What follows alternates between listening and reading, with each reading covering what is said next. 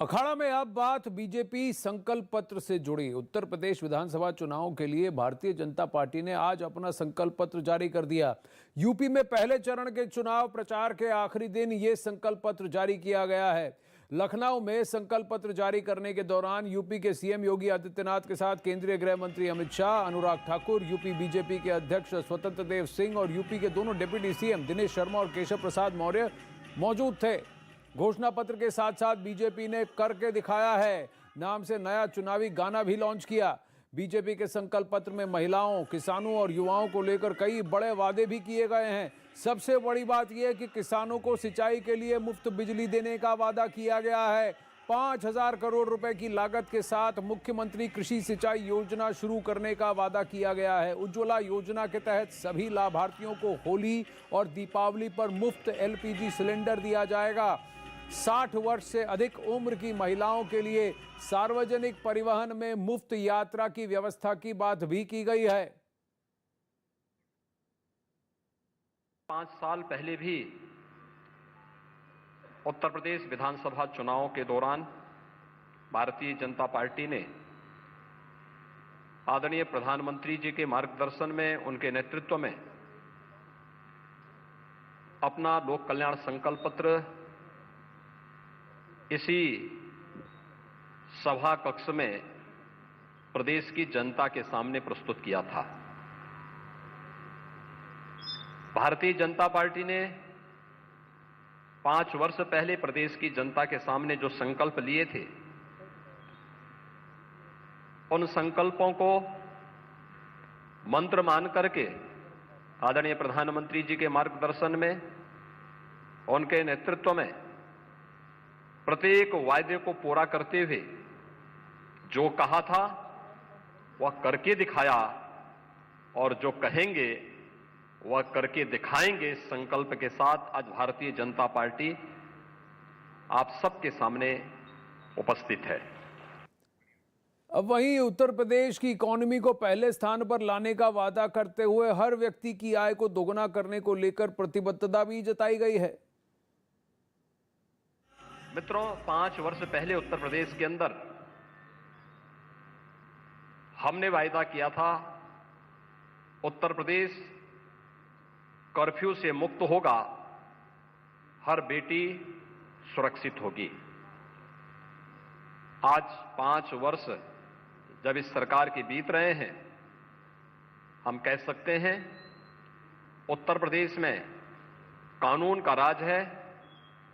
हर बेटी, हर बहन और हर माता अपने आप को सुरक्षित महसूस कर सकती है। 2012 से 2017 के बीच उत्तर प्रदेश में 700 से अधिक दंगे हुए, सैकड़ों लोग मारे गए।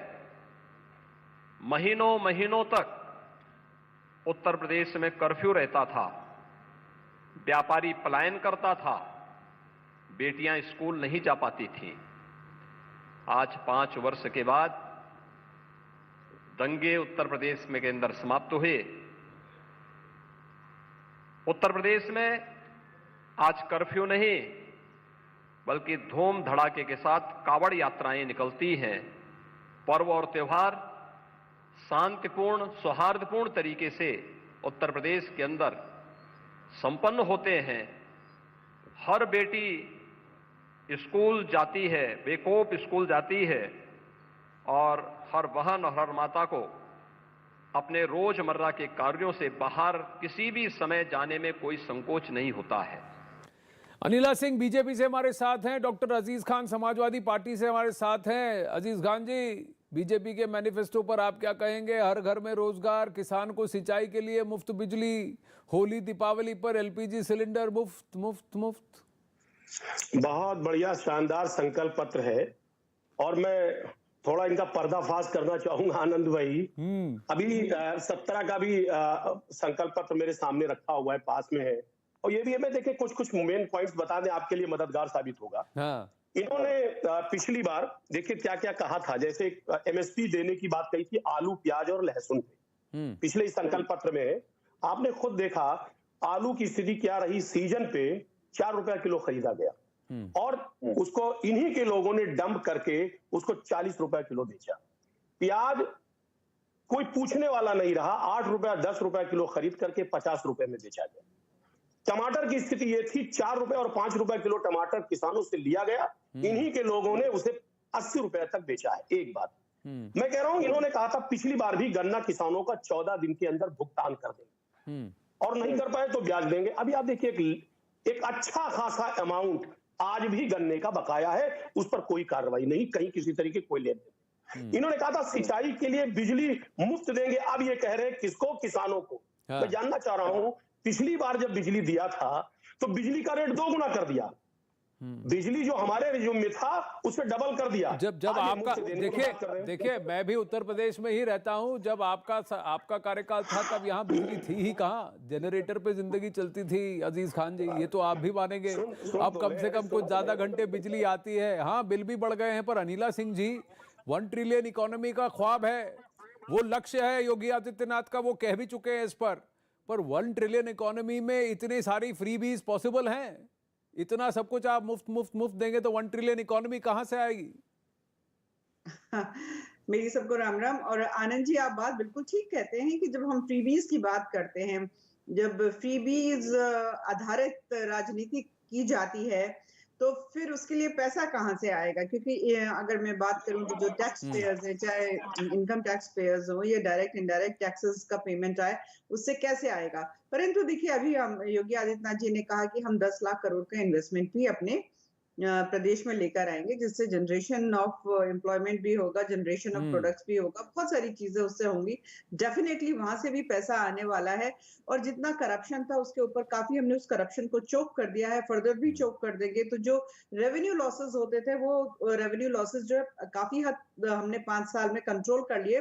बाकी जो थोड़ा बचा हुआ है उसको भी हम कंट्रोल कर लेंगे, तो डेफिनेटली हमारे पास वो सरप्लस मनी होगा जो कि हम सुविधाएं दे सकें, चाहे वो हमारे जो गरीब शोषित वंचित हैं, चाहे वो महिलाओं के लिए करना हो, किसानों के लिए करना हो या नौजवानों के लिए करना हो।